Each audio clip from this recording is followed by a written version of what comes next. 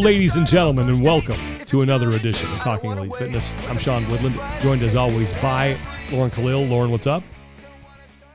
I'm hanging out. How are you, Sean? I'm tremendous, thank you. Tommy, and joined by also featuring, I guess I should say, Tommy Marquez. What's up, Tommy? Ooh. Happy Masters Week to everyone who celebrates. That's right. I could have made that intro smoother. My apologies on that. But yeah, happy Masters Week, which is, we're going to talk a lot about that actually with our good friend Jason Grubb, who will be joining us a little bit later. Lauren and Tommy spoke with the Masters of the Masters. Tommy, were you talking about golf Masters? I was. Oh. I was talking about thinking golf Age Masters. Group. Yeah, it is Masters Week. Sean had a Laurenism. Let's go. I was still right because it was Age Group qualifiers, Masters. That's right. The funny part. I was like, you're not wrong. Even I was like, I guess that's one way of looking. I was right. Yeah. Did you watch any today? Today was first round? I did. It's quite good. I couldn't. The best app in sports is the Masters. Oh, app. They have. By far. They've always been one of us. I got to go to Augusta back in, was it 2006, I think? 2005 or 6 I went. It was cool. I got to go to the practice rounds. Yeah. It's like you can drive by it and not even know you drove by it. I apply for tickets every year. Have not gotten it yet. Yeah. Oh, yeah, they do a thing. They do a media round too, where it's like you got to get entered in the lottery. I never got to play, but my boss got to play a couple times. The sports director got to go. So yeah, that's legit. That is. It's pretty awesome. The best food for media will always be the PGA. Like PGA Tour, the PGA Tour. Yeah. They it's steak. Like seafood fresh off the boat. Cookies like this big. Wild. Like big as your head. Yeah, it was at the Players Championship in Ponte Vedra which was still one of my favorite sports events to cover. That was those cookies were so good. It's the fifth major. It is the fifth major. It's a fantastic event too. I was there the year. Okay, this is going way back. When Tiger went extra holes with Jerry Kelly. Yep. That was cool. Yeah, and then that one, he made that. I think Tiger also made that gigantic putt on 17 too. That was pretty awesome. That big sloop. That one of my favorite content creators recreated this year. Mm-hmm. That was all over social media because they did a Creator Classic competition where all the YouTube golfers would get to play 8 holes for a competition. Mm-hmm. And one of my favorite YouTube golfers, his name's Fat Perez, had that his shot on 17 land right where Tiger's did. Yeah. And he hit that same putt and he drills it. Nice. And someone super cut it between the two and cross dissolved Tiger into him. It's fantastic. I gotta check that out. And it was great. That tournament is fantastic. What was it? The Waste Management Open or whatever. Mm-hmm. The one in Arizona. That's got a reputation. You get a little bit of that at the Players on 17. That's kind of the party atmosphere. Because at least when I was there, they had 2 big hospitality tents up on the hills that overlooked the green, so everyone's in there getting schnockered, and then you got everybody on the hills that they've been drinking all day. So it gets it gets pretty rowdy at 17. It's pretty subdued everywhere else, but yeah, 17 is where you want to go if you want to have a good time. Party people at the Players. Yep. Anyway, I digress. We are going to talk, since it is Masters Week, with a Masters athlete, Jason Grubb, who had some things to say online and to Tommy and Lauren about the online judging that's going on. So we're going to hear his thoughts about that, and then we're going to recap the Mayhem Classic, which I was at this past weekend. That took place at CrossFit Mayhem in Cookeville, Tennessee. But before we do that, we want to thank our sponsor for today, and that is Thirdzy. You guys want to go to thirdzy.com/TEF, and you will get 20% off their Rest and Recovery Collagen, and you will immediately sleep and recover better in the process. Their Rest and Recovery Collagen is a fantastic product that we have all been using for a long time, and I absolutely swear by it. I've got a lot of my friends on it, and they say it makes a difference for them. It has no melatonin in it, so it's not habit forming. It has GABA, L-theanine, magnesium, ingredients that are designed to help calm your central nervous system so you get to sleep faster, you stay asleep longer, and you wake up feeling better. Thirdzy.com/TEF. You save 20% right off the bat. And this time, and as I segue to our Mayhem coverage, I did not forget my Thirdzy as I went through the Mayhem Classic. Oh, thank God. Had the travel packs there. made a huge difference. It was nice that we didn't have like super ultra early start times. So that was great. And even, so thank you to Thirdzy for being great partners. Check them out, thirdzy.com/TEF. So go ahead. Now you got me jealous. I was like, the recipe for a good night's sleep in Cookeville, Tennessee. You go to the old Cracker Barrel. We didn't go to the Cracker Barrel. Sit down, have yourself a nice meal late night because it's open. And then you just glass of Thirdzy to wash down your chicken fried steak and you'll sleep like a baby. We did go to the Longhorn Steakhouse. Ooh. And at the Longhorn, if you've ever been to a Longhorn facility, they have the bar in the middle, like where the face of the big screen TVs. And then on like the inside, they have a bunch of signage, the bar, like, so it's on the bartender side, but you can see it as you walk in. Giant mural of one Rich Froning during, I think, push pull. What? Yeah. It's like a hand. No it's like way. a chalk, kind of is awesome. Yeah. So he is at, That's awesome. You've made it in life when you got your own little mural at the Longhorn Steakhouse. So, good stuff. Oh, that's awesome. Yeah, it was awesome. It was good times. So did you take a selfie with it? No, I was too hungry. I thought I'd ask. Hung out with the Buttery Bros though. That was fun. They were there. Mars and Heber were there. Mars is rocking the mustache now. Oh, that was the mustache, if you will, Tommy. The El Bigote is what that mustache is how I first met him. Really? Actually, I didn't know. Oh, so back, he's a repeat offender with this thing. Oh, back in 2011, I met him at the games for the first time. He was running around with a camera on his shoulder. He had like this, like, I think they were who was it? From Rob Dyrdek's like sunglasses, signature sunglasses, like gold reflective lens. And he had just this dirty mustache. And I was like, who is this guy? He's like, sup, I'm Mars. I was like, we're going to be friends. That's like the first time I ever saw Julian Marquez was at a competition in Roseville, California. And I was like, who is this effing guy? Dressed like a, I don't know, man. But little did I know that really good dude, the Julian Marquez. Yep. Anyway, we're going. So semifinal season is underway. First in-person qualifier, first 4 athletes going to the CrossFit Games. Austin Hatfield and Colton Mertens, congratulations to the two of them on the men's side and on the women's side. It was Fisa, and now I'm drawing a blank on the second one. Abby Domit, that's right. Thank you, Tommy. Probably should have known that since I was there. You called it. I know, right? Wow, that was a quick flush. Dude, I'm just drawing a blank. But I think I had a great time. I think the event was fantastic. And I think there's a lot that if you're running an event and you're trying to stream it, I think there are a lot of things that you really should pay close attention and probably try to emulate with what Mayhem did. And I think the main thing is how and I give Rory McKernan a lot of credit for this because this was kind of his brainchild in the way that he was able to work things out with the sponsors. But the way that they gave their sponsors love during the stream, I think was fantastic. They interviewed the guy from Heart and Soil multiple times. They were in that booth talking to them. That's what sponsors need. It's nice for them if you have a stream to get a logo on the stream or something like, when you're in a break and you run a bunch of like just different logos. But that kind of like interaction with the host and sort of that organic kind of advertising, for lack of a better term, is invaluable. There was I think maybe 500 people on site, if that, in the crowd. I don't know if there are that many. There may have been a little bit more. But at home, and at last I checked, like day one had nearly 200,000 views. So you tell me what's more valuable to the sponsors. And so if you're someone who is trying to put on a stream for your event and you have sponsors, this is a way to really make their investment worth their while.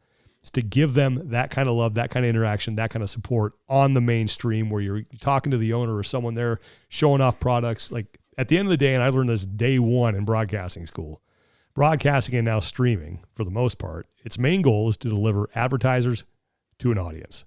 Always has been, always will be. Obviously, subscription services are the exception to that. But I thought Mayhem did a great job of doing that. And I also think then the second thing is, I think they proved you don't need a huge venue to pull off a cool event. You really don't. No, definitely not. The transformation was fantastic. Yeah. I love seeing the way they turned that affiliate into a competition floor and how they're right back at it the next day, back at normal classes. Like They did it for the original Mayhem Classic. They've done it for Legends Masters Championship. They did it here again, and like they really do have, like, it's a credit to the Mayhem family and how much buy-in they have from all of their people that can make that happen. And I mean, before we get to the competition, like I said this to Lauren, I feel like the CrossFit and the higher ups owe Rich and the Mayhem crew so much, because they have effectively like smoothed over a lot of wrinkles for them and kicking off two key components of the season in ways that are really like solid high points. Like the open announcement that they started with, and getting Rich back out on the floor, leaning into the nostalgia, getting Rory's beautiful face back on camera again, and that impeccable jawline, and then doing so with the semifinals, and actually, going to an event where at Mayhem again, inside their four walls, where they're willing to invest in a high quality live stream. So our first taste of in-person semifinals for individuals is something that is actually worthwhile to watch, right? Like Agreed. it's not iPhones running around. And I just feel like if you have like two, like, I don't know, like two cards that basically like get you like the American Express black card or whatever it is, like Mayhem should have two of those with CrossFit, where they can just run up the charges and buy everyone dinner a few times on that bad boy.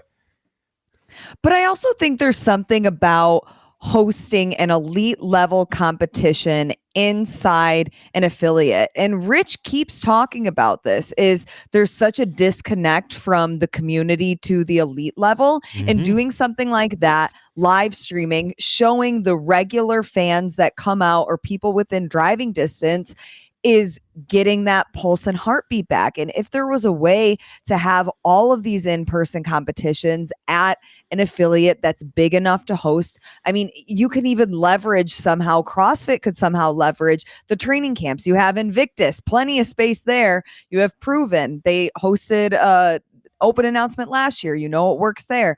HWPO, like there's all of these training facilities that could help bridge that gap between a live stream of the elite and the community. And I really liked seeing it with Mayhem. I think the other thing that they proved, and I've been beating this drum for a while, 20 people. 20 people is the like ideal size. 2 heats, it was only 5 events over 2 days. So it wasn't, this was not a 12-hour commitment each day to watch all the action, to where when you have 40 people, your first 2 heats are irrelevant. No one, and I have a bunch of respect for the people who are in those heats, but in the whole picture of the competition and trying to tell a story of who's going to the games and who's not, it's irrelevant. It's nice for friends and family to see, but for your hardcore fan, they don't care. 20 people, 2 heats of 10, all those heats are interesting. Like everyone's invested. And it was a 5-hour thing each day at the most. That is we don't need 9 events. You don't need to beat people up. They had 5 really good events, and I know, like, I'll let the programming nerds have at whatever they want, but it's just, that's their thing. I don't know enough, or I'm not as educated as like Bill and Chase are to break that down. I found it entertaining. I thought the events were good. Agreed. Yeah. And it doesn't take, like, you don't have to overthink it. It was, you don't have to get too fancy. You don't have to be, we got to have 7 events. We got to have 9 events. We got to do all this stuff. No, 5 events, small place, elite athletes, high quality production. That to me is the recipe. We can find a way to make that a thing through a semifinals and get away from these big arenas that and they are warranted in some cases. Like Rogue Invitational, you need a big space. Games, you need a big space. Torian, you probably need a big space too, right? But everything even else, Europe. But everything else, like, you don't need it. It keep was it simple, clean, clear, and digestible. Yeah. And I think that as much as we want to give more athletes opportunities to compete against the best of the best, and they have earned it, I don't think that that's best for the business model, because then you have to pay broadcasts their overtime in these long days. You have to pay extra days for a venue if you're outsourcing. You have to pay more judges, more people have to insert rest. That Sean, as you mentioned, if you have just the 20 people, and now we have the option to do the in-affiliate semifinals, that can be the like second tiered goal to hopefully work to be in person at the next level. Yeah. Yeah. And there's a lot of good that comes from it. I do think for me personally, the sweet spot is around 6 events, but I think even with this Mayhem format, you could easily do a third day. Now, granted, it's disrupting some of the actual affiliate operation, which is a whole different thing. So I totally get like the 5 events, 2 days, keep it super tight, execute on what you know you can execute, and that's great. I like 6 events. I think 2 a day just feels, and maybe that's the nostalgia for the regionals days, but it seems like a decent amount. And if you're doing just that highly like condensed field, then like you said, you're not having people there 12 hours a day every single day, and it makes it more palatable to have 3 days in general. So even if you're like 2 days is it for us, or 3 days, I think what they did, you can replicate a variety of ways to kind of fit what ultimately works best for the programmers, for the athletes, for the people at the affiliate. Yeah, and there are a lot of events out there, like the mid majors that I call them, that are kind of doing the same thing. Like like Crash Crucible is one. There's some, I think Beach Brawl is another. I'm trying to think. NorCal Classic Fittest was Coast. Fittest Coast, all that stuff. I think really the investment should, if you're going to invest a ton of money, invest it in the online streaming production. Your sponsors are going to get a lot more bang for the buck out of that than going to a bigger venue and trying to sell tickets and make it seem like, something that it's not. Keep it small, keep it exclusive. And I thought there was a lot to like there. So hopefully we can keep this momentum as we move throughout semifinals. I know we have a week off this weekend. The next weekend is Copa Sur. And then the end of May, like that last weekend of May, is when it's really big. Like there's 4, but I think up until then, with the exception of one other weekend, we have 1 per week. Yeah, TFX is before the busy weekend too. So anyway, a lot of good. Big thanks to the Mayhem crew for having me out, and to Rich. Like I had a total blast, and the whole atmosphere there is really cool. It's like a family vibe that you get when you walk in. It is. And the coffee shop was tremendous. Oh, Buffalo Brew? Buffalo Brew. I got would give me a coffee, and then I go back and I get me a protein shake. That was my daily thing. Oh, yeah. They made some great. So good. Last time I was there, I don't know if they had a punch card system yet, or even if they do, but I was there so many times when I was there visiting Rory. I was like, I'm just, it's just like, give me the usual. They're like, how do you have a usual already? Yeah, right. And then, one more thing. I got a sweet Mayhem hockey jersey they were selling there. So I've been trying to get back. I'm ready to get back out on the ice. And now this is the dumbest excuse ever, but I was like, now I want to get out with my new hockey jersey. So I bought like a 2X so I could fit it over my pads. So yeah, I'm set to go on my new. They were really neat. I was like, and then they would put your name on it, but I couldn't. I was like, I don't need to do that. But that's sick. Anyway, speaking of semifinals and speaking of Masters, not the golf, but the people with creaky knees that like to work out, a little bit slower. That's okay. Yeah, it's all right. Put the silencers on and go to work. Oh, I love double that. Silencers. Double silencers. So great. Yeah, I'll have the double silencers on tomorrow at 5. Man, we're doing some squatting, so I'll have to get those things on. But Jason Grubb recently, who is a 5-time Masters champion and also a genuinely good human being and a member of the Athlete Council. So he posted this. This is the update. So on his Instagram. And Lauren, you reference his original post in the interview. So I just wanted to put this. So CrossFit HQ will meet with the CrossFit Athlete Council regarding feedback / questions / concerns about the semifinals review process. Unfortunately, after the completion of the competition late next week. And the reason that he posted that is because Jason did, some concerns, I think like a lot of people do, about online semifinals and how they're being judged by the community at large. And some of the issues that he was concerned about and he's trying to fix. And I think he brought up some valid concerns. And this has been these have been talked about ever since this sort of suggestion of letting people upvote, downvote. They have been knocked around and kicked around by a lot of people for a long time. And Jason, I think, is now just the latest person to sort of bring them up. So earlier today, Tommy and Lauren sat down with Jason, got his thoughts on the review process, where are some strengths, where are some weaknesses, what needs to be improved. Talked a lot about the Athlete Council and his role on that and what that is developing into. That was some pretty interesting stuff. And, I think talked about the future of the sport in general and what he's hoping is going to happen as we move forward, especially now as the Masters have been, I guess, a guinea pig for the individuals. Yeah, kind of. Yeah, he called Test it crash test dummies. Yeah, crash test dummies. Yeah. So here is Tommy and Lauren's interview with 5-time Masters champion, our good friend, Jason Grubb. It's always good to catch up guys. with you, Jason. How are you feeling? I'm feeling good. Thanks for having me.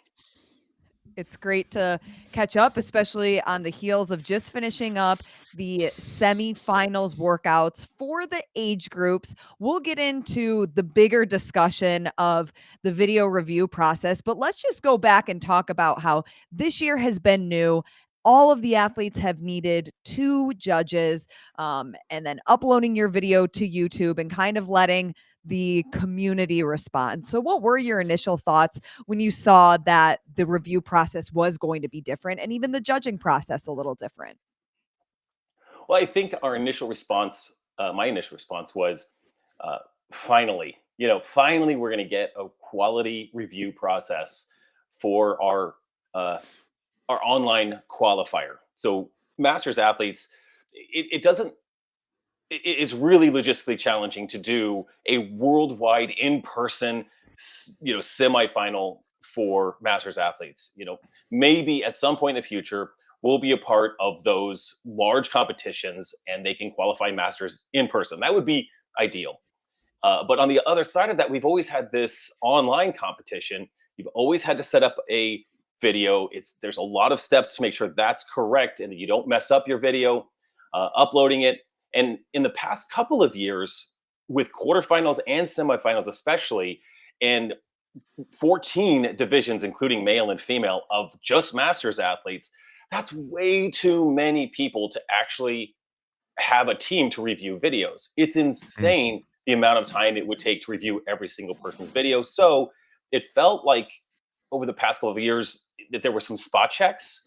There were certainly people that were in qualifying spots that had penalties dished out on their videos. They were moved out of qualifying spots. So CrossFit was checking some videos, but there wasn't a huge confidence in the breadth and depth of video review historically. So when it was announced this year, 2 judges in person plus video review that will have some crowdsourced triage, I mean, it felt like overkill. It sort of went from one side way over to like, oh, wow, I have to have 2 judges. They both have to have their L1. That's a lot. When I historically was going through qualifiers, when I had my own gym, I was the only person there. So I would have had to have one of my coaches, 2 of my coaches that were L1s there for every one of my workouts. It's a huge undertaking for a single athlete. But it's what we got this year. And so what we did is we reached out to the Masters community. We made a post saying, hey, anybody that needs a place to do that, you can come do that at the Boulder CrossFit affiliate. And Dave Hardy volunteered to be our head judge. He is a tremendous judge. He's at all of the competitions. He was the head judge at Fitness of the Coast, which I think has over 1,200 athletes going through. So he is a depth and breadth of experience. He has his L1. He sent me all of his credentials beforehand. I was like, all right, yeah. So we've got Dave Hardy, and we had, including myself, a total of 13 athletes. 6 or 7 traveled intrastate to come make sure that they had the L1 judges, which we actually had to recruit L1 judges from other affiliates to come because it's a lot of time to judge this many athletes in multiple heats throughout 4 days. So all that to say, it's a huge undertaking for us. And I had a lot of athletes, I want to say senior, incorrectly, multiple year games Masters athletes. They may be seniors, I don't know, but they're wise. out to me and said, man, this judging thing is insane. Like I have to travel to another affiliate because a lot of gyms aren't affiliates now where a lot of people train. So you had to do it in an affiliate. So there was a lot of logistical pieces involved to make sure that you had checked all the boxes, and then submit a video for online review, which that's very typical. We've always had to submit a video with our scores. So that part was normal. But then going into this week, as soon as the leaderboard was released on Sunday night, every single person had that video link attached to it. So if you completed the single judges course, not the advanced judges course, just one judges course, no L1, you could go out and mark a video as, let's see, I pulled it up. You can mark a video as good, needs review, or unviewable. So unviewable would mean like it's, the video's not working, it's not the right person link, in the video, they're not doing the right workout, whatever. That one's easy. Needs review means that essentially you have watched the video and they've done something wrong. Good video, you've watched the video and they're fine. You can make that vote happen, and this week is the week for all of those sort of community triage to take place. That ends, I believe, Friday. There's a deadline in somewhere towards the end of this week. Next week, HQ does their part, and then the leaderboard is finalized and released on April 21st. Mm-hmm. Yeah, that's a lot to digest for anyone that's listening and maybe not super clued in. But before we get into some of the pitfalls that have arose from this situation, I want to dive into one element of the constant dance, I guess is the best way to put it, between HQ doing too much or too little, right? Like, hey, we need more from as athletes as far as like you putting work in to legitimize the competition, or hey, this is maybe a little bit excessive and it doesn't take into account the reality. So it feels like there's always been a difficulty finding the right mix of both. And one of the attempts to try and do that this year is the Athlete Council. You're a member of the Athlete Council as part of the divisional group. When these new standards were announced for video submission, judging, stuff like that, had you had any discussion with them at this point? Was there any discussion immediately after in the aftermath to kind of address that? Because it feels like that's what the purpose of the Athlete Council is to create that dialogue. And seeing as that like judging standards and video submission standards doesn't necessarily have to be guarded information. It is something they could, in theory, bounce off of the Athlete Council. They did not bounce that off of us prior to releasing it. It was released, and then maybe a week or two after that, they scheduled a call with the Divisional Athlete Council, which we were ready to jump on that call. And this was very early on. I believe this was maybe the second Athlete Council call. So there's not really a definition of what the Athlete Council's role is or what our job is at this point. But the purpose of that call was to let us know that HQ would like us to reiterate to our communities, to our audiences, the new rules. At that point, they weren't seeking feedback. It was, hey, Athlete Council, here's what we're doing. We've got this, we've got the head judge, we've got the floor judge, we've got the video. It has to be on YouTube, no other links. If you would help disseminate that information, that would be amazing. Also, we have this grip thing. And this is when, there was a specific rule about what types of grips would be used in individual competition. We asked for clarity around that. But that was HQ's take on that. It was, this is the rules, help us spread the word. And so we just took that as is at that moment. After the Open, we were on a call with HQ, or we were asked to be on a call with HQ, and what they requested of us at that point was feedback on the Open and the Open scaling standards. We were ready to give feedback, but that call was just to ask us for feedback. They're not ready to receive it, but they wanted to officially ask us. So right now we're in a waiting period to give them feedback on the Open. So as we're learning as the Athlete Council, like, hey, we know we want to be proactive on this. So Tuesday, maybe Monday or Tuesday this week, we'd already been getting a ton of feedback from the community about the online review process and what the community was thinking. We consolidated those into 7 or 8 points, and we shared that with HQ, saying we request a meeting. We'd love to work through these questions. So we got proactive with that after, but we did not have anything really from HQ prior to that was going to change anything about what they had already decided this was the process was going to be. I imagine in the future, given the fact that they're seeking our feedback, we'll hopefully get into a little bit more of a proactive loop on this, that, maybe in November or December of the year before, they might say, hey, we're thinking about changing this. We'd love your feedback before we execute on this plan. I think this year their plan was already going. And then they let us know that we wanted us to share that. Yeah, but that seems weird. I mean, correct me if I'm wrong. That seems very counterintuitive to the purpose of the Athlete Council, is to create dialogue, have open channels to provide feedback, and utilize the knowledge base and the experience of the people to make sure that the decisions that get made are the best ones moving forward, and to do so proactively. And I mean, you make a major announcement around something as hotly contested as video and submissions, judging standards, and things like that. And rather than open the dialogue, they just ask you to reiterate what they've already decided.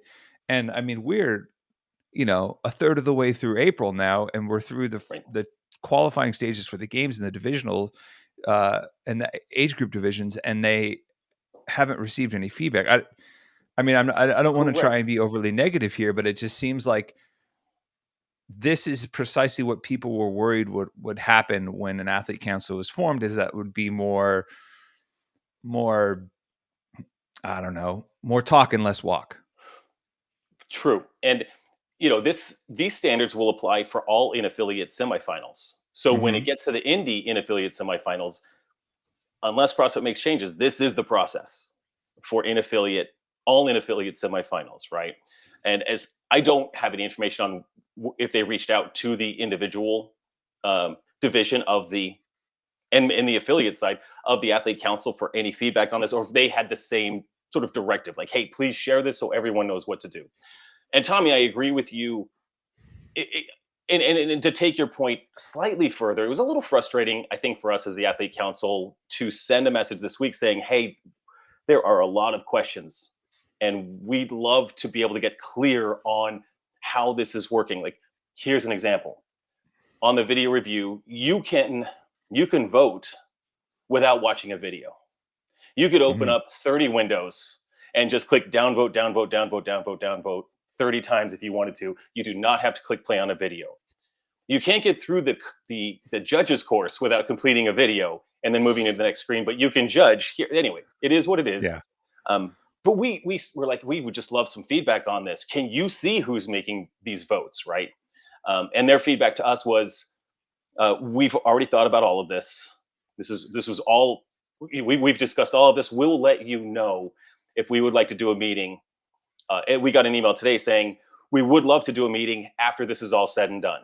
So after this whole process is done, and that is I was having a conversation with someone very familiar with this entire process, and it's one of those things where you try to provide feedback to HQ, and what you get back is, guys, we got this. Trust us, we got this. I mean, that's something that I would say the PFAA struggled with as well. Yeah. When they would express concerns, feedback would be like, hey, we appreciate you sharing that with us. We got this. Trust us. And I want to trust the process. I always want to believe in the best.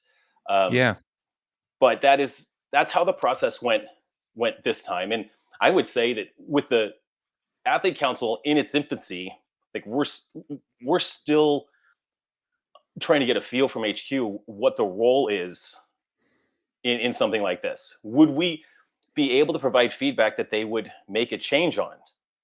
I think, when we all expressed concern about the grip issue because of lack of clarity, we're like, we just have to know what grips you're talking about, right? You have to be really clear. And their response was, never mind the grip issue. Whatever grips you want. That was their take on that. Okay, so I don't know if we had an influence on that, but in questioning it and trying to get clarity, I think they realized it was just it was an argument that it was just so messy they had to pull back on it. I'm not sure what they'll do here, but they'll get a lot of feedback from us. one of the things I can't do as an athlete council member, and people are reaching out saying, hey, here's a video I really want HQ to see. This person is clearly in violation. Well, I can't, as an athlete council member, send individual videos to HQ saying, hey, you should probably look at this guy. This guy's not even doing anything to the standards and doesn't have any down votes. Like, that is, there's hundreds of athletes. We can't do something like that. But Tommy, I think you make a good point. So I'm going to share your post, if anybody hasn't seen it yet, just some of your top line issues, and even just talking with some other Masters athletes, I feel like I've heard some more. But the point that you made, it seems, and this is in line about kind of, it's a popularity, like the how it can start populating now. Of course, yes. We can't. Comments dropping down, scores at the top and bottom. Yeah, so that it starts populating and you can convince your friends like, hey, go watch this video, say that it's a good video. How do you see that affecting what the results of the overall leaderboard are? Because if there are people with a huge following on social media or a ton of people at their affiliate that's going to go in and say these videos are good without watching them, will that prevent HQ from actually taking a finer look at some of these videos? I mean, I think that is the crux of the question I think that the community has, right? So if you have a lot of votes, so let's say that, let's take me for example. If you're at the top of the leaderboard, you're getting a lot of scrutiny. All right, a lot of upvotes. By upvotes I mean video is good. Downvotes would mean needs reviews. You're getting a lot of upvotes, a lot of downvotes. If you were around the cut line, 27, 28, 29, 30, you're getting a ton of votes as well, both good and bad. And that's human psychology. Like, the reason I tested workout 4 3 times, like, I know I'm going to be towards the top. I know my videos are going to be scrutinized. I'm going to leave no stone unturned. And I would have done that anyway. Like, I'm not jeopardizing anything on my way to the CrossFit Games. So scrutinize away, downvote everything. I want HQ watching all my videos. That's fine. But the rest, or all of the athletes just want a fair shot. So here's what we heard. I mean, within 24 hours, I heard that there were small networks of athletes that were upvoting each other to make sure that their videos had good reviews, right? And the human psychology is that if you have a bunch of looks good or a bunch of upvotes, people aren't even going to watch your video to see if it needs downvotes. Well, there's 6 people already looked at this. I'm not going to look at it. Conversely, you do the opposite, right? You just like, hey, everybody look at this guy's video. We're going to create downvotes. And if a video has maybe 3 upvotes, but 6 downvotes, regardless of how those downvotes happened, there may be that human psychology like, hey, this guy clearly doesn't have a correct video, so I'm not going to even look at it. I'm just going to give him a downvote. And I'll tell you that I've even gone in to spot check some guys where I see like, gosh, this guy's got he's got a lot of downvotes versus upvotes. And I'm just trying to find, what are they seeing in there? I mean, maybe people are counting reps. That's what we hope for, that every rep is getting counted. Otherwise, like, I see lockouts on shoulder to overhead. I see calories on a rower. I don't really see any issues. And that's not me actually watching the video or me even voting. I'm just trying to see like, hey, this one has like 30 downvotes. I wonder what's going on. Well, just there's a lot of people voting here. So a couple of things that could have resolved this would be make the votes public or forward facing. Like, if Jason Grubb has gone in and downvoted every single person above him, or if anyone beat me in workout 5, I'm downvoting them. There's no way anyone beats me there. But Grubb is really going crazy with the downvotes. I look like an idiot, right? It looks like I'm being biased. I think that would be super cool, right? Or don't tally the votes publicly. Then you don't have any sway, right? It's just a blank screen. You can upvote it, you can downvote it, and you don't know what the actual final result is. So there's no sort of like, well, everyone else thinks this guy's video is bad, right? Those are some ways that, and maybe for the benefit of the doubt, maybe CrossFit on the back end can see who's doing the voting and they can see that Scott Panchek went through and downvoted everybody, right? Yeah. Scott Panchek's got that kind of time. I don't know what, Yeah, Scott, yeah. if you're listening, I don't know why I even said your name, but Yeah. but you know, We're all Rich still thinking. Rich Froning, We're all still thinking about that PR his wife hit, you know. So like, Oh my and God, everyone was jazzed amazing. There up we from that. go. So it's front of mind. It's for good reason. Yeah. friend of mine. So you know, you have that piece as well. So there's all those issues, but then how does HQ determine what videos to review? If someone has one downvote, but it's because only one person watched the video, and it's a bad video. Does CrossFit review that? Or if you're sitting on top and you have 30 upvotes and 23 downvotes, well, you've got 23 downvotes. Does that video get reviewed? What is the criteria for reviewing a bad video? Because we may go through this entire exercise and have votes all over the place. Everybody's got upvotes and downvotes, and HQ now has the same problem. What videos should they actually review? What Where if does you it have matter? no up or down votes? Then do you just slide under the radar? Right? I mean, that should be reviewed in theory, in my mind. That should be reviewed because it hasn't had the triage yet. If it hasn't had any views, um, you know, And the which interesting part is that you can see, you guys know YouTube, you can see how many views a video has. Mhm. And if you take a look at how many videos how many views, I'm using me because I only know my numbers, how many views a video has versus how many upvotes and downvotes, it's about a ratio of 1 to 20. Like, I have a video that has like 60 votes and 12 views. That math wasn't correct, but still, um, there's just not, views aren't happening. And I'm not stressed about it. I'm not worried. But if you're in like 27th place and Mhm. you're 25th place and you're not sleeping this week and you don't actually get to sleep well until April 21st. So that's really tricky. What does CrossFit actually review, and do people slide through the cracks? We don't know. We don't know, and we don't have feedback from HQ. And we can't get to them and say, like, so how are you guys doing this so that we can lift up the confidence of the community on this? yeah, And that's tricky. it is, but it also like it's frustrating, right? Because I think at face value in the beginning, I think a lot of us were like, all right, this could be a step in the right direction if handled properly. But as has been the case with a lot of the decisions and things that have gone on and developments behind the scenes, it's still shrouded in a lot of uncertainty and a lot of unknowns about the back end process, which has been the only thing that athletes and the community have been asking for is more transparency, more stuff above board so we can understand the full scope, and not more of trust us, we got this, we thought about it and just decided to do it anyways. Because it's bad that when this was announced, I was having some discussions with some people and we're like, this could be good or it could be really, really bad, but you almost don't want to mention how bad it could be because you don't want to plant the idea in the minds of people, right?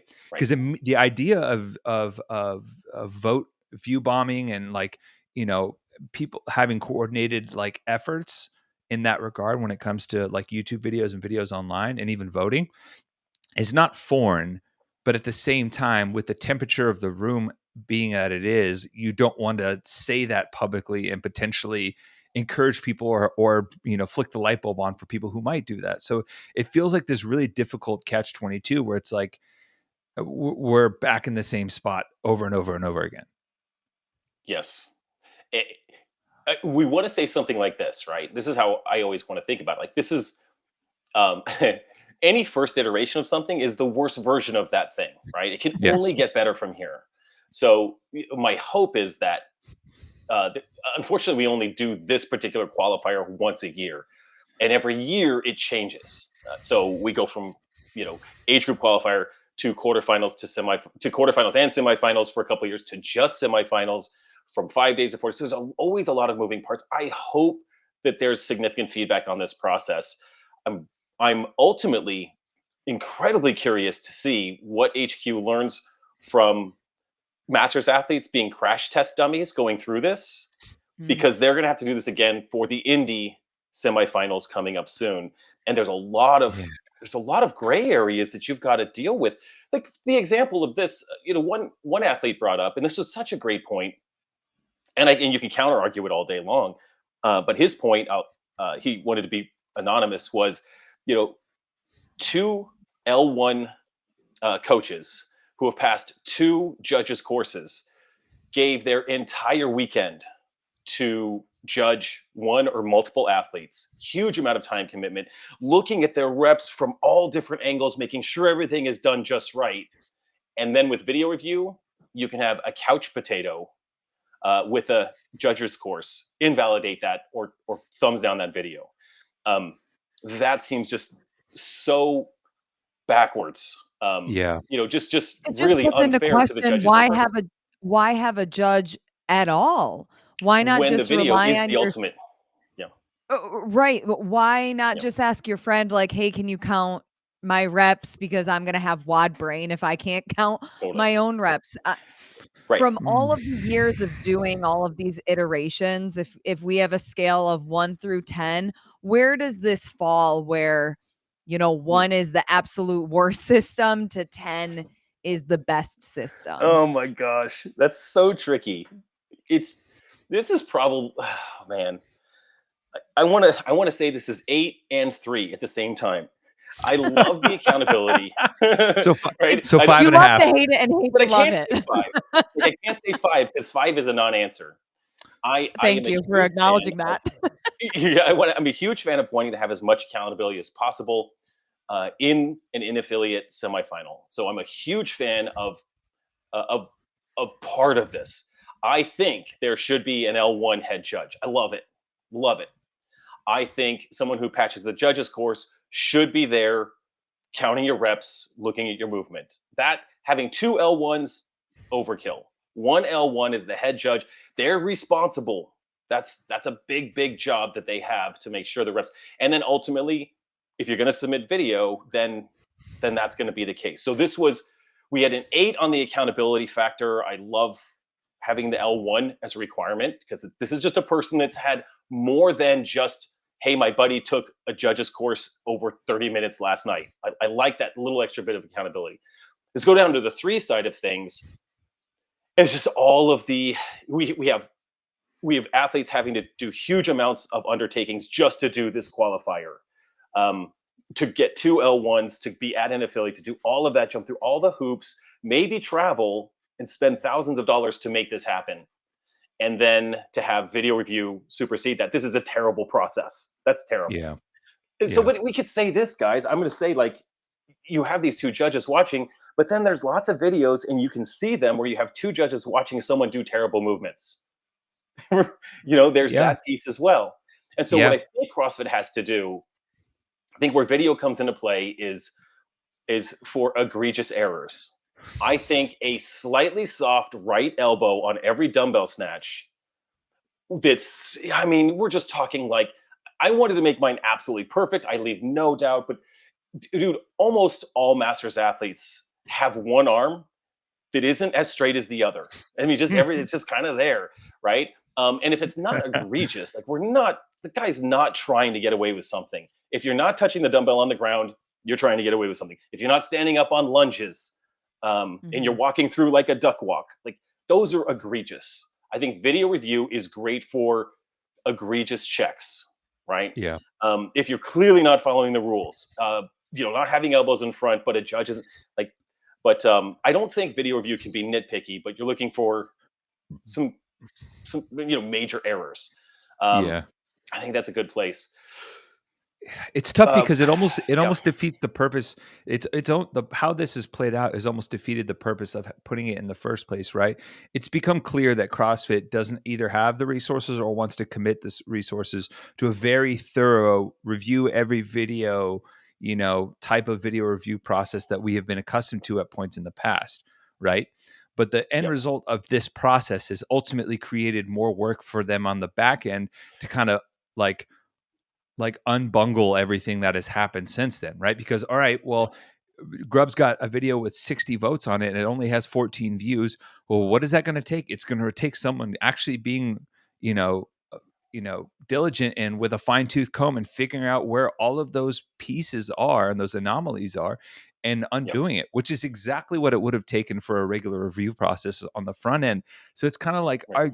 are they really thinking this through? Are they really putting it in? Because you're right. The first year of anything is typically the worst version of it. You hope, very optimistic. But this isn't the first year of video review. This isn't the first year of Correct. people being able to Yeah. vote on videos. That's been over a Yep. decade long. And this is by far, from anybody at CrossFit who is making the decisions on this end's first year handling this stuff. So where is the gap? Where is there either someone's not being truthful or someone's not being, I would say someone's not being honest on either the intent of this system or the extent that they actually did checks and balances to begin with. And I don't know. I feel bad because I feel like you guys as the Athlete Council and as the people that are like working really hard to make sure it's legit get caught in the middle. Oh, we're totally in the middle. Like there's things we can do, things we can't do. My feelings aren't hurt if I hear something where someone is critiques of the Athlete Council. Like we can do whatever we can do with HQ, and we can request meetings, we can push feedback, request clarity, but our hands are as tight as much as HQ wants to get back to us on stuff like that. What is nice is they do respond. So it's not an empty void. They do get a response that says, hey, trust us, we got this. So, hey, I mean, we're getting responses. It's not the response we want. We got a response. And I get to see those. But I think the funny thing is if this was something that was reviewed beforehand or even in feedback now, I think there's really simple fixes, man. It's just not hard. I mean, video review, this has been part of of the CrossFit Open for years, and it's been broken for years. How does it not have a comment section? Needs review because of dumbbell lockout, or needs review. You could literally put points of performance in a drop down for each one of the workouts, and you could just select one of those or click other, whatever. That's how you triage something. You can't just say bad video. Bad video, why? Well, because the guy only did 38 reps of 50. Awesome. Now, you provide that clarity. The review judge can look at it and say, okay, the guy did 38 reps, invalid video, the guy's out. Or no, he did 50 reps. There's really simple modifications to improve this dramatically. And that's where I hope, even for the Indy semifinal's sake, that they incorporate something like that. It's not going to help us. And what we're left with, I think, still is the frustration that we don't know what's next. We don't know what videos will get reviewed. And it's stressful. One of my good friends is on the cut line. I mean, he's 28th or 29th or something out of 30. But it's his first time. He might make it to the games. Super stoked. He calls me yesterday. He's like, bro, I'm sick. I'm so sick. I'm pretty sure it's because I'm stressed out. I'm like, bro, of course it is. Of course it is. Your dude he didn't sleep all weekend. He's competing. He's losing his mind the whole time. And now he's sick. But that's how important this is. This is our hobby. But when you aspire to make it to the games, like this is a stamp. This is part of your identity. And it's not this. We pay good money for this. Like it doesn't matter. We the $100 we spent on semifinals is nothing compared to the shoes we've bought over the past 10 years. Right? We're passionate about our sport. Ain't it the truth? Ain't it the truth? We're invested. So true. And it's not even a financial investment. This is not a winning financial strategy for any of us. We do this because we love this as part of our identity, as part of who we are. And we don't want to get it wrong. We're grateful that we have the opportunity as athletes over 35. We get to go compete and do some pretty crazy, amazing things and continue to get better. We just want that same level of passion for this process. I guess kind of what we're looking for. Same level of passion, same level of professionalism, fairness. And I mean, honestly, I was talking with Fikowski about this, and people just want to be safe, and have a fair battle, right? A fair shot. These are really basic elements. That's our Maslow's hierarchy of needs is safety and fairness. That's pretty much kind of what we're looking for. So if we can get those, that'd be great. I mean, but that should be the bare minimum, right? Right. That's Like, like I mean, it's like saying, shelter and no, food. I want to hang out with people who are kind and, I enjoy their presence. It's like baseline stuff. Baseline. I don't know. It sounds weird, but if you ever like read why Dave Chappelle left comedy for a while, like why he No. he basically realized the cycle that he was in, and he related it. It's a very interesting comparison. He read this book. It's a memoir from Iceberg Slim. He was this famous like pimp and hustler back in the day, and he basically detailed out how he operated on the streets. And he said basically, you beat someone down to make them submissive, and then you treat them so well on the back end after you make them forget that you beat them down and put them in that place in the first place, right? So like you put them in a bad spot, and then you're the one that nurses them back to health, and you do it so well that they forget about all the transgressions. And I feel to some extent we get into this cycle quite a bit, right? It's like, and a slightly different comparison is like, we just want, to be safe and have fair standards. And it's like, no, that should be the starter, right? But we're so used to not getting that anymore that feels like a huge win in our book. And I don't know. It's frustrating. It's sort of like I've shared about another example is I've shared in the last year about being sober, right? And that I was a person who just drank almost every day for many years. And when you grow up in chaos, that's part of the process. It's part of something that leads to that. Like when you grow up in chaos, chaos becomes the norm. And so when things go smoothly, it feels weird, right? Yeah. And that's kind of how we are. We're the adult children of alcoholics in this CrossFit space. Like we're used to chaos. We're used to changing it every year. And so there's part of us that's like, well, yeah, of course it's changing. It always does. And there's those of us that like where chaos is normal. We're like, well, yeah, that's fine, but it's not. It's not okay. Consistency and safety, security. Like, I mean, again, I'm just reiterating what you just said.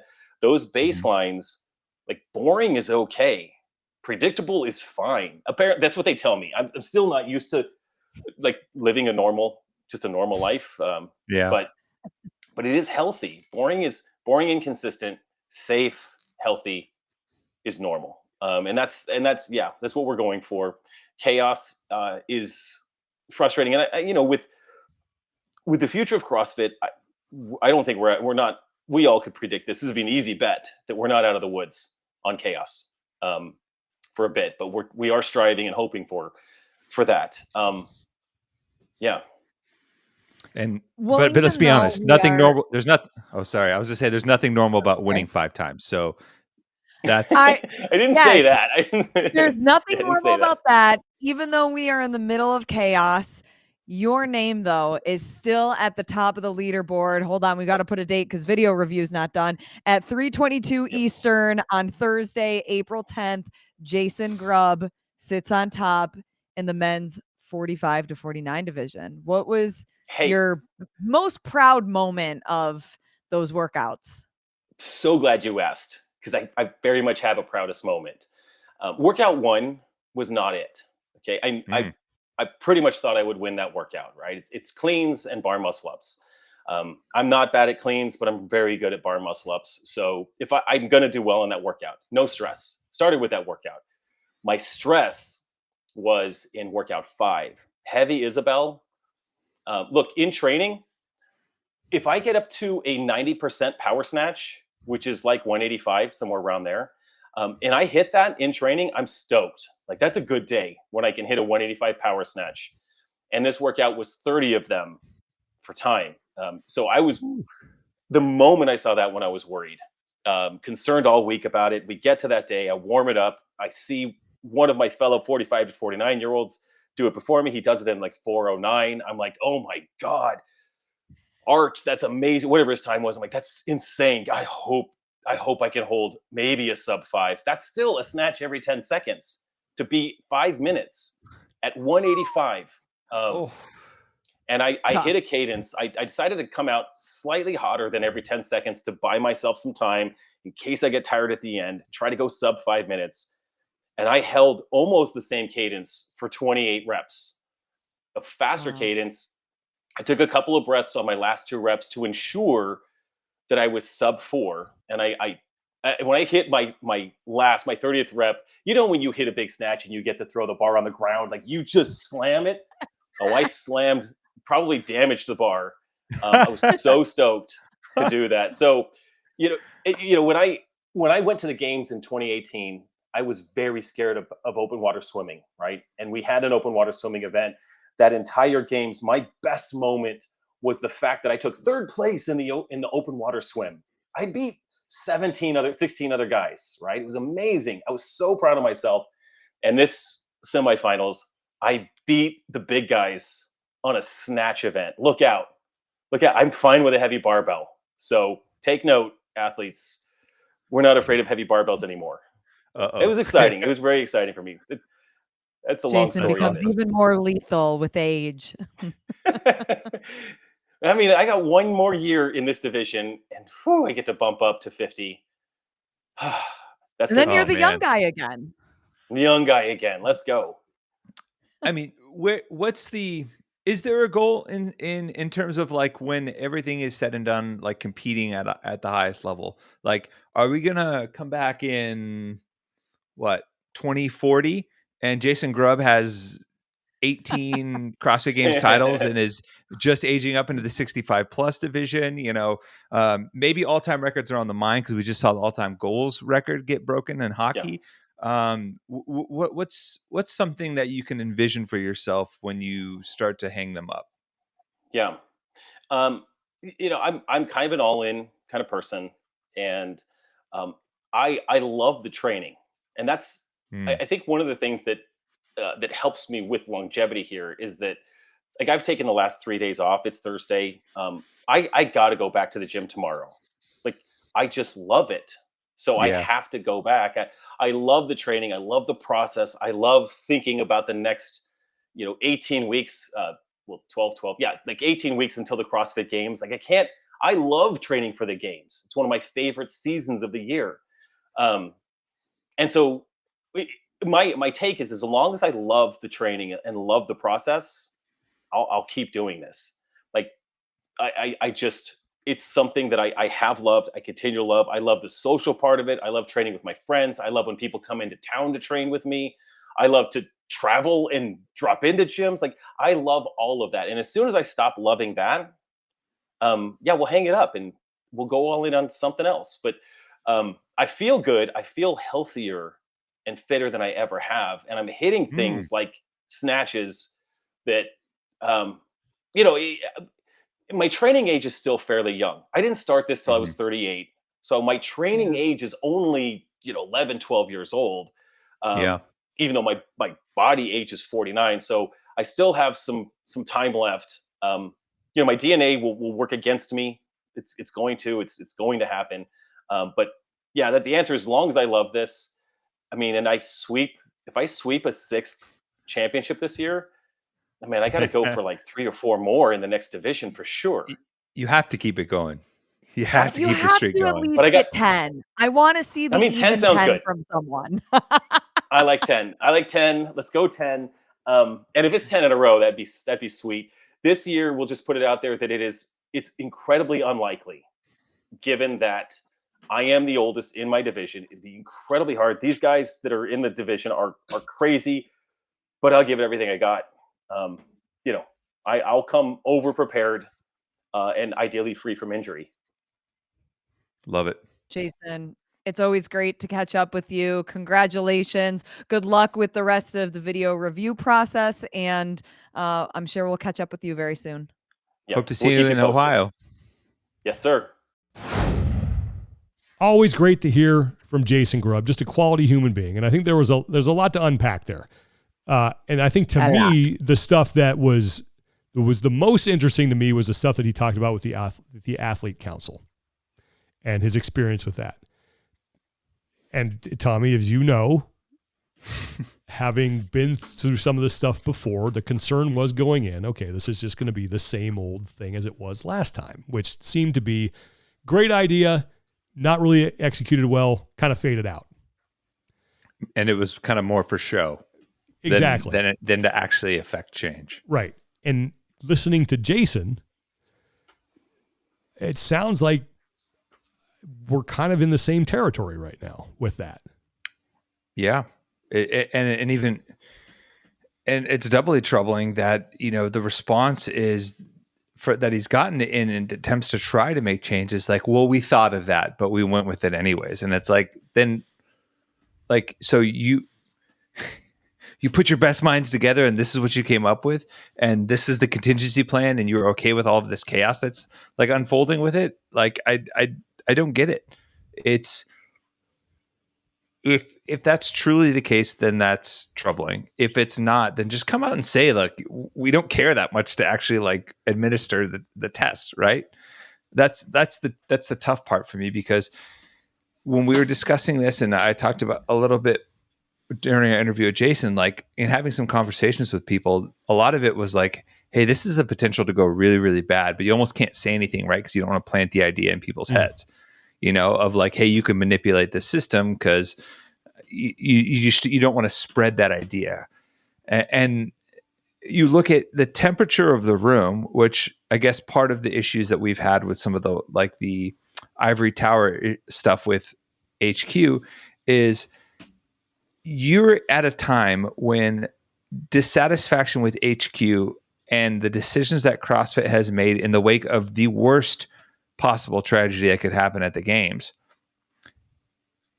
is to throw the responsibility of administering the test where there's a total bunch of potential to go wrong to those same people that are unhappy with you, to where and even if it's not those people in your mind, the people who are unhappy have just as much power as the people who may be supporting you in those moments, with how the votes are balanced against actually watching the video versus someone in the room with the athlete. Mm-hmm. Like, that just seems completely imbalanced, and it's mind-boggling to me. It's like you throw a pack of kids a bunch of sticks and spears, and then you leave them alone and wonder why it ended up as Lord of the Flies. It's like, come on, like what was going to happen? Sucks to your ass, Mar. Yeah, exactly. And I don't know, man. It's frustrating. I hate feeling like this constant, like it feels like this negative cycle of decision making and feedback and stuff like that. But it's like, well, what do you expect? Like, we just want these athletes to have a fair and reasonable competition experience. And it feels like we're just piling up mistakes on top of each other. Okay. But in fairness to CrossFit, they, the comments and the downvotes and the upvotes are just sort of, CrossFit still has final say on that, right? It's not, I mean, those are, and I don't know what the threshold is. Like, if you have a certain percentage of this needs review, like, okay, now we got to look at it again. But like, they have say that again, though. What? We don't know. That's the thing. Exactly. Now, we don't know what that threshold is, but so that's, I don't know what, again, but there is that safeguard built in there where they are ultimately the arbiters of this whole thing, where they can say, okay, it's not like the votes are having an unsupervised effect, or that's not the right word, an unchecked effect. But I feel like they're leading to a bias. I think they would definitely, I mean, they have a way of like getting someone reviewed again. But it's also giving or reviewed people, at all. Oh yeah, I said this to Jason. It's also putting more work back into the hands of people who clearly didn't want more work to begin with. I'm agreeing with all this, but I'm just saying that there is that safeguard built in to where, like, it's not like all of a sudden if a video from an athlete has a ton of this needs review, that means that athlete is ultimately going to get penalized, because someone is going to look at that and say, okay, let's see what this is all about, right? Now, where I think, where I absolutely 100% think this needs to be improved is, like, people should have to put their names on the comments. You should, if you are upvoting it should, or downvoting it, or saying like this needs review, there should be a reason. Because I've seen that like review process behind the scenes. You should have to watch the video. And you should have to watch the video. You should have to note a time of what you saw and what needs to be reviewed specifically, because it's just this nebulous thing needs review. And I just, for craps and giggles, went on after I listened to that interview with Jason and just first age group popped up, 35, 39-year-old women, and just looked at some videos. And I looked at I think Carolyn Prevost was one. And there were some people who had more upvotes or yes, this is good than needs review. But I'm like, what are people seeing where this needs review? And I honestly, as I watched it, I go, I don't know what the problem is here. And I looked at one other one. I think it was athlete from Brazil. Now I can't remember her name. Who was Andrea up there. Pinheiro? No, it was a different one. No. But anyway, I saw one thing where I was like, oh, maybe, but I'm not sure. It was like, maybe she didn't stand all the way up with a clean, but it was really super close. And maybe that's triggering the needs review. But there's got to be, first of all, you got to put your name on it. You can only vote once. You have to, there has to be some notation in there of what exactly it was that you saw. And that would help clean this process up. And there needs to be some barrier of entry there that's more than I think you have an L1.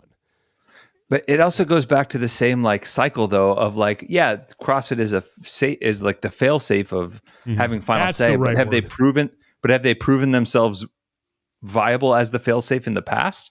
Or are we just back to the same?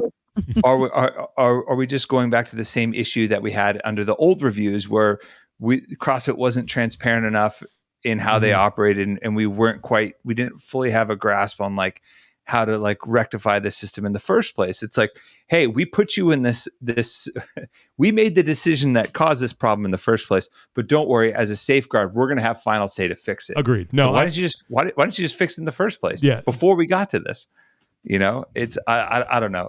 I've used this analogy before, but and the other guys, when they have to turn over their investigative materials to the lawyer of the guy that they're investigating. Yeah. And it's like, how do we expect this to be policed very well? And again, there are people at HQ that I know do good work.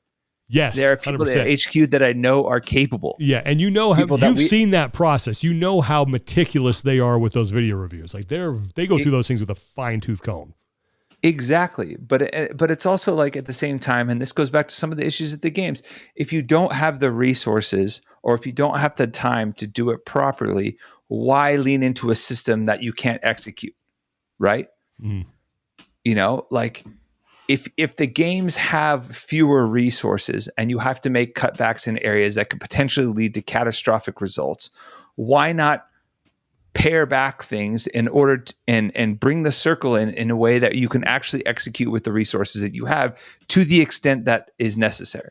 Well, the problem is I don't know anybody who's going to have the resources to execute a system like this perfectly. Right? Online, you just can't with this many people. But I think we're aware it's not perfect, but the amount of imperfections that are glaring and that have brought to the attention and alerted, that is what's concerning, because arguably the biggest concern with CrossFit HQ right now is the lack of transparency, is the lack of trust. And this is just another reason why people feel that nothing is changing. We're just doing the same thing over and over. Along those lines, play leader for a day here. What system in your mind, transparency, first of all, let's talk about transparency. What do you want to see as far as transparency goes? How would you fix it? That's my question. I mean, has CrossFit issued any sort of statement or any acknowledgement of the issues that are ongoing right now and how they plan to fix them? No. Okay, so there's one thing. But that's also making the assumption that they see this as an issue. I mean, if someone from your athlete council, probably the most decorated Masters athlete of all time, is bringing this issue to your attention and has to go public on his own channel to raise awareness to it, and you're saying, then that's a bigger issue. I just like to facilitate conversation and look at this from both sides. Yeah. Okay. Yeah, I'm with you. I think problem number one, the power dynamic between the athlete council and CrossFit needs to be flipped. All right. It needs to be the athlete council coming up with the review process. Here's what we would like to see. Yeah. Then going to CrossFit, who obviously they can be like, yeah, cool story, bro. We just can't do that. Let's go back to the drawing board. So to me, for that body to truly be effective, that power dynamic needs to change. Okay. Like, it needs to be to just flow opposite. Yeah. And again, CrossFit has got to have some sort of say in because you can come up with everything. It's like when my kid comes to me and says, I want to build a tree house out in the tree that can't even support a bird. I gotta be like, no, we got to do something else. So you can have great ideas, but sometimes they're just not realistic, right? That's oddly specific. Because yeah. Speaking for a friend, I feel like that was a weekend discussion. Okay, so that for me is one thing that should change. So Lauren, when you talk about, okay, I want to see transparency, I want to see this, like, what is that specific? So Tommy said statement of, okay, yeah, we get this, we're going to work on it. Here's how we're going to do it.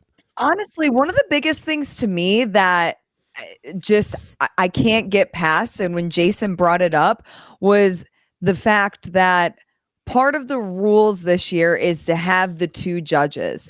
To me, because of the video review process, it makes it seem like, who even cares if they're there? Do they even matter? Are they being trusted? Well, like, if we're going to say that they need to have an L1, they need to take the judges course, and they need to take the advanced judges course, and people like Jason Grubb are flying people in who are very high credentialed judges in the space. If we can't trust that, then what are we doing? Well, I think so. The counter argument would be, we've seen a lot of videos with judges that are not good.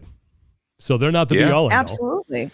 And I then think, why require them at all then if you're just going to have something that ultimately supersedes but them? I think the online thing, and again, I'm just, people are going to accuse me, is that the online thing is a fail safe. And it's I think it's CrossFit's attempt to try to build trust in the community that, hey, okay, we are going to listen to you guys.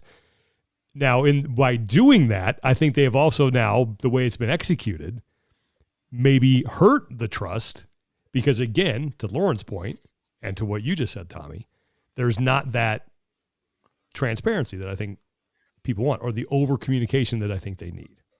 Or even the baseline communication. Nobody knows what the system actually is. Someone of your own athlete council doesn't even know how the upvote, downvote review system triggers, which is a very key part, probably one of the most key parts of it. Mm-hmm. And that hasn't even been communicated.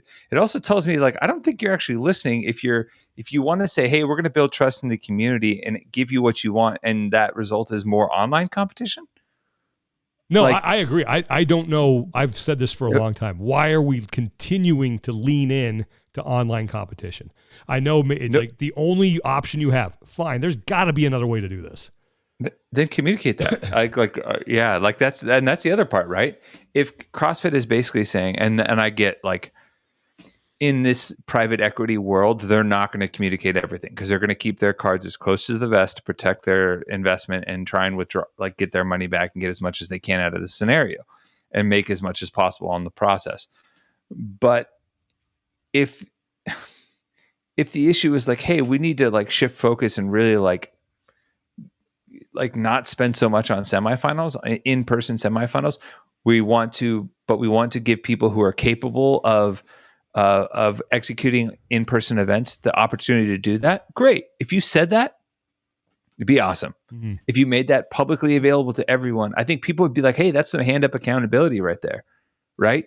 Like, you're actually taking accountability for what these perceived shortcomings are and making steps that are communicated to the community about how have ways to potentially fix them.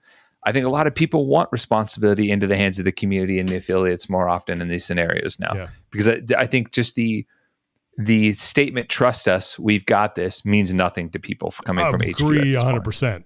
Yeah. Which is heartbreaking, right? Like, I can't tell you how many people I've talked to that are just like, they're getting to the point of detachment with the sport, and that's what you don't want. No, I think you're spot on with that. I absolutely agree. And I think, like, I always try to think what the counter argument would be. And I think maybe you would hear, you'd hear like, well, we're employing the online community to watch this, to help us catch, like, the egregious stuff. But then that also goes back to, like, hey, what is the point where this gets triggered to where you're going to be like, okay, we got to take a look at that. And to Jason, what he was saying about how parties of athletes are getting together and upvoting things immediately to help bolster someone's case without even watching it. Like that is a flaw in the system that needs to be addressed. And I think it's addressed by, you got to put your name on, only can vote once. If you have an issue, it has got to be noted someplace so people know exactly what you're looking. You have to watch the whole video. Watch the whole video before you can vote. Comment. Yep. And then, yeah, you can't see what other people have voted. No. I think that's, agreed. It needs to be done in a silo so that, like, if there's something truly egregious, you can go, you remember those, I can't remember what the system that we used to use when we would Frame.io. Remember that, when you'd review videos and you could like put notes in there at certain time codes? Like it should be, there should be something like that to where it's like at a time code. Oh yeah. And you can't see what everyone else does. And then that way it's not about like the number of downvotes, is that did everybody see the same thing? Because if they're all spread out, then it's like, well, okay, you saw that a little differently than something else. But if there's something that is clearly a problem, you can zero in on that on the video and be like, there's like 10 comments here about this specific thing. We should probably take a look at it. And I think that's the way to fix the system. It's never going to be perfect, but like you said, what's the threshold? Are people abusing the system? Maybe they are. I don't know. But there just seems to be, there's too many ifs. There's Grub had 60 votes on a video that had 14 views. Yeah. How does that happen? Like, come on, guys. But all right. Well, look, we got more in-person competition coming soon, so that's good. But yeah, I hope that what will be a really good indicator is if there are, changes made going into the individuals, or there's some things that, okay, hey, we looked at this, we're going to change this, but I don't know. All right. Moving on. PRs, no reps, or wait, community support. I think we have some community support we got to get to this week. We do have some. All right. Hit it. Let's get some people some help. I thought Lauren had it. Lauren's got it. Who's got it? I have one, but all right. Yes, I put it in the document, but I can go to it. I did not see it.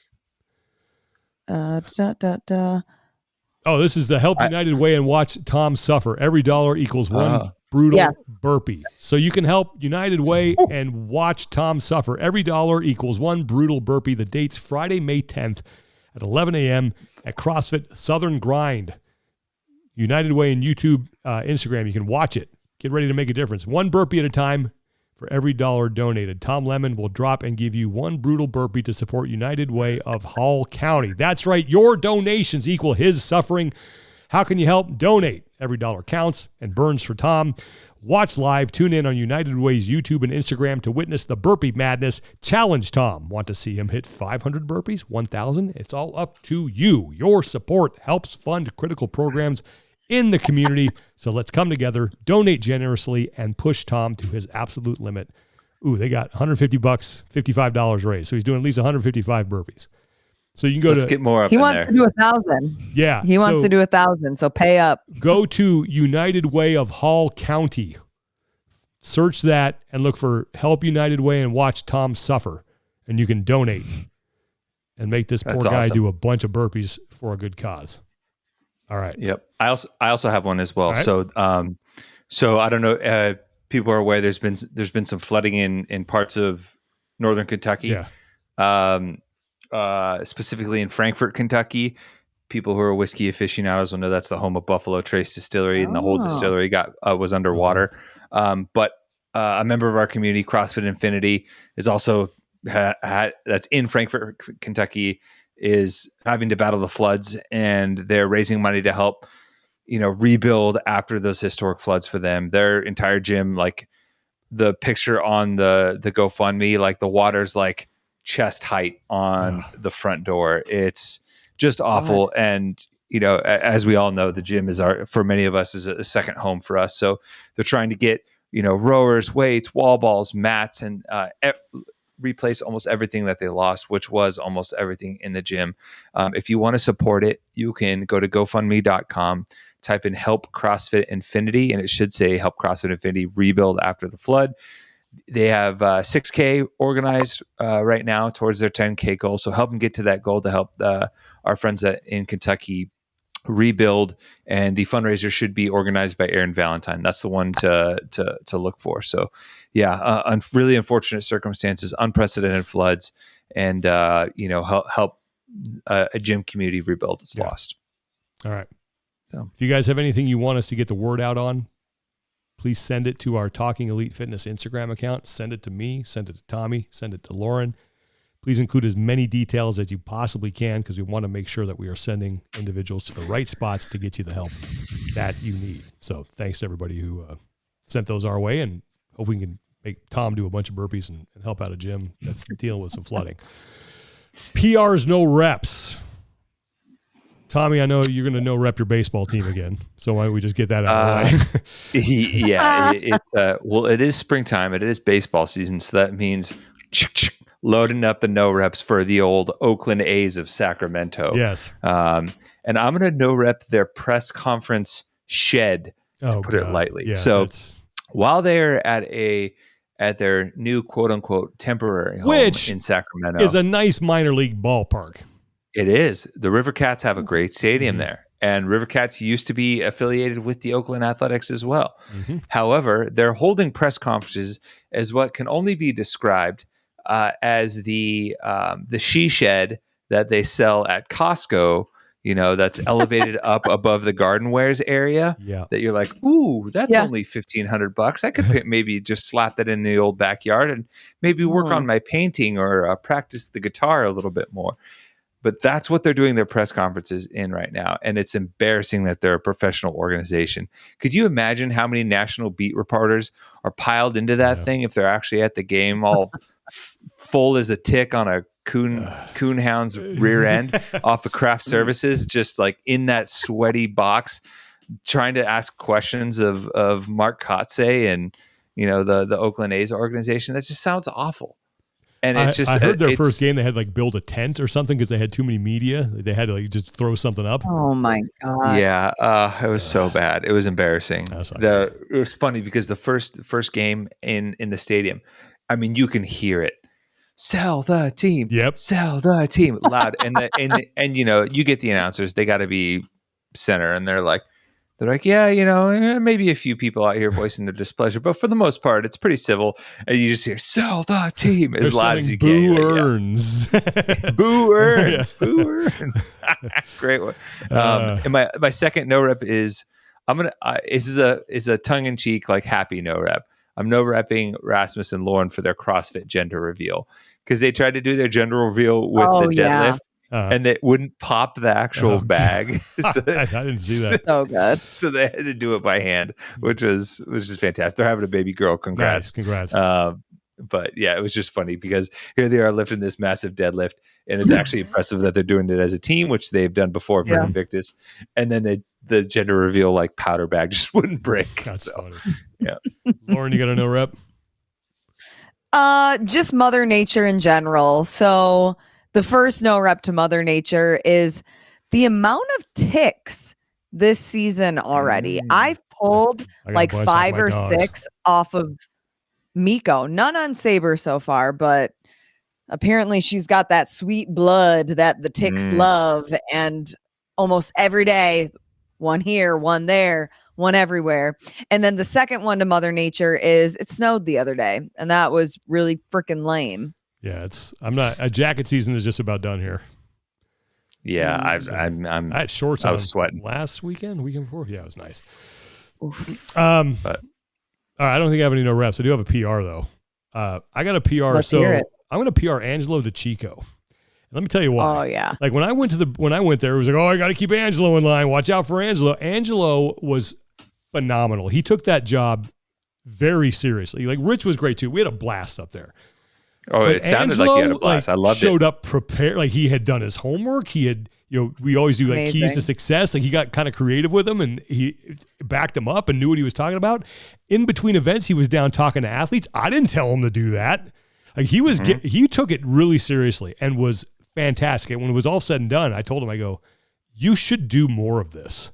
You're really good. Like Rich was, and again, I'm not taking anything away from Rich. He was expected to do well. The wild card was always Angelo, and he was awesome. So Well, PR I think they say that because, like, you know, he likes to have a good time and like poke the bear a little bit on their podcast. But he's a very intelligent guy. He was great.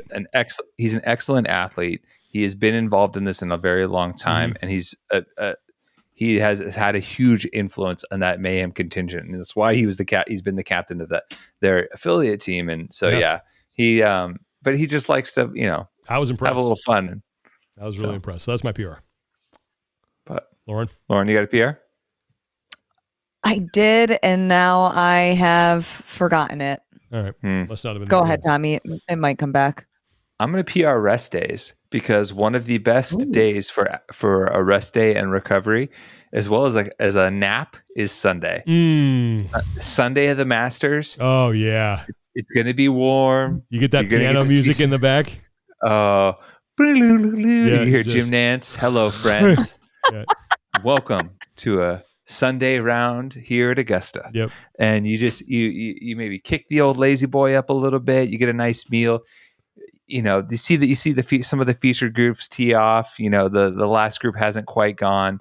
You take a little nap. You wake up. You see if anybody's making a run, and then you get to watch the final groupings kind of make their way towards the green jacket. And it's just the best. Yep. The Masters Sunday nap is so good. I have so vivid memories of doing that when I lived in Jacksonville, and I was just lived by myself, you know, and I went, I don't know, you know, get like a bike ride or a workout in. I'd come home, I'd flop on the couch, turn that on, and just be out. You know, I was like, oh man, but that just, it's the only sport I can fall asleep to, but it's great. That's a good fantastic. PR. Okay, what do we got coming up this week? Oh, you got a PR? My PR was, what did people do before the internet? I woke up Talk to at each other. 3. Went outside. No. Oh, okay. But when you wake up Socialized. at 3:30 a.m. It's a and much you better cannot world. fall back to sleep, guess what I did? I learned how to make my own cold brew. And by Oh. the time I was done prepping that, I fell back asleep. There you So go. thank goodness for the Wow. internet. Yeah. But with socialization, Sean, I'm right there with you. But for learning how to make your own cold brew, the internet wins. When you used to wake up before the internet at that hour, you were stuck watching infomercials, and you know it was like, it was like TV Amazon. All of a sudden, you got some, you got some super cleaner moods. You got the Flowbee on order, you know. Turn to innocence. Yeah. That's what you did. Sail away, sail away, Yep. sail away. Oh man, that would put me right to sleep. Absolutely. A little That's all you Orinoco watch. flow and That's some all you Enya. watch. Oh, Or if you're lucky enough to have cable TV and your parents had, you know, Skinamax. Not, you know. Just saying, that's what I've heard. That's what I've heard. yeah. All right. You know, that fuzzy note- channels. You try to catch On that note. Jesus. No live competition this week for semifinals. We got World Fitness Project event number 1 is right around the corner. That's May 11th, and then the next that's May 11th. Tommy, you're going to that To what? World Fitness Project? Yes. It's the weekend of May 11th. Yes, I'll be there in, May 10th and 11th. Indianapolis. Awesome. So we got that coming up, and we got for our second in-person qualifier going on in Copa down in Brazil. So that'll be good. But we'll be here to keep you updated on all of it. Thanks so much for listening. Thanks for watching, everybody. Thanks again to our sponsor, Thirdzy, thirdzy.com/TEF. You will save 20% on their Rest and Recovery Collagen. Definitely check them out. For Lauren Khalil and Tommy Marquez, I'm Sean Woodland. Take care of each other. Be better. I'll talk to you guys next time.